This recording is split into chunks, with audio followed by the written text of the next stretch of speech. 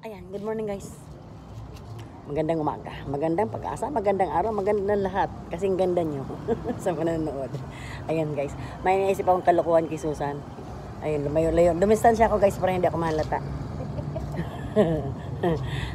Meron kasi ako dito guys na, ayan. Alam nyo ito, ano to?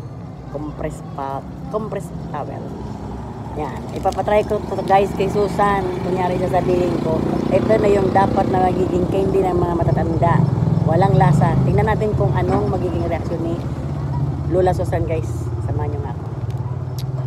Sandali. Dinisilip ko kung anong ginagawa.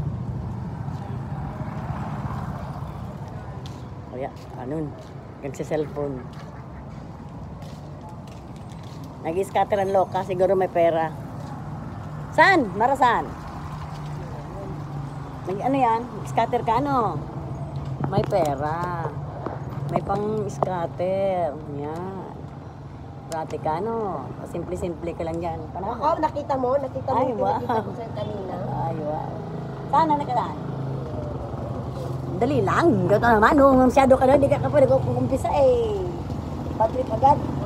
Ito guys. Ito yung candy ng mga recommended ko guys sa mga sa mga Durangis. Yan, wala naman tong lasa guys, kaya ipapatry ko lang sa kanya kung ano ang lasa. Kasi habang tumatagal, pag kinain mo kasi ito guys, habang tumatagal siya, lumalabas yung lasa niya. Kung naalala niyo yung champoy, yun magiging lasa niya pag habang tumatagal na sa bunganga. Ano ba yung sabihin nun? Pag para malalasahan niya, kailangan ibabad niya muna sa bunganga niya para malasahan. Ito, saan ba? Ano mo to saan? Ito yung sinasabi ko sa iyo yung candy na dala ni Julen. Oo! Ito naman parang naman tong ano. Para lang sa kaser. Wala nang lasa. Kailan pag habang tumatagal, ano siya. Ayan, may kausap pa. Tsaka lalabas yung pag-asa niya. Ayan, binuksan ko na. Pag naman nababasa ito ng ng laway mo, ayan, malalasahan mo na siya. Matagal. Ayan.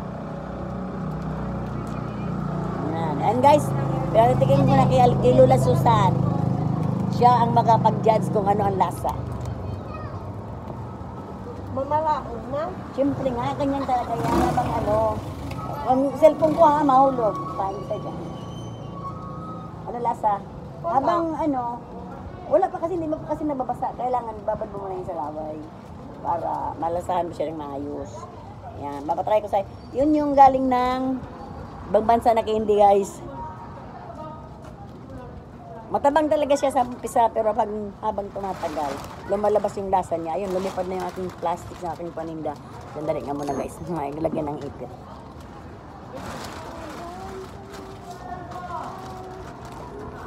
Bang nabababad mo yan sa laway mo, wala pa lasa? Ano ba yan? Tagal-tagal naman. Wala kang lasa? Makabang! Matabang ka talaga yan. Habang nga tumatagal, lumalabas yung lasa niya. Pag yung lasang champoy na hindi mo maintindihan, na maasim-asim, na matamis, na alat-alat. Ba't yung kakun dyan namin? Ganon. Hindi man mai-stock yan. Hindi yan, wala expiration yan. Candy lang yan. Tagal guys, ang tagal. Ang tagal malasahan. Nguya-nguyain mo lang. Kanila ako. Wala na siyang panguya. Kailangan na yan, basta ng laway. Parang marshmallow, gano'n. Wala pa rin. Ang tagal naman ng bunganga mo na yan. Ano ba yan? Oo, plastic pa May yan. mga laka, masuka nga ako. Sige nga. Tingnan mo nga. Tingnan mo. Tingnan mo yan. Yan, sige. Wala pa din. Papil, magkakahayop! Papil, hindi putang. Buksan mo nga. Hindi yan. Hindi naman to. Sige, buksan mo. Ay, dyan yung lasa niyan. Sige, buksan mo. Tissue, magkakahayop ka! Ay!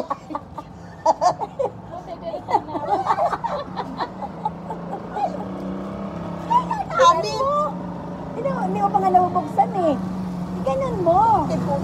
Naginto yan.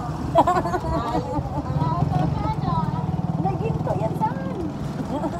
Utang ruwi na yun. kasi. Ay, kaapin mo. Oh, ano yan? Hindi baging sa yan. Napke! Ay, yung nga, napke. Nagdang namit. Amo na kasi po niyan. Kuya, ang kudan, may tanuya ko. Gawat, may tagawat na gawat, gahamis, gaano. Ay, nanglasan kang hamis, maasim-asim. Ay, gamamara. Dahil malugot pati galawa sa liwoy ko. Ang gayot na kawatan. Tawil ko.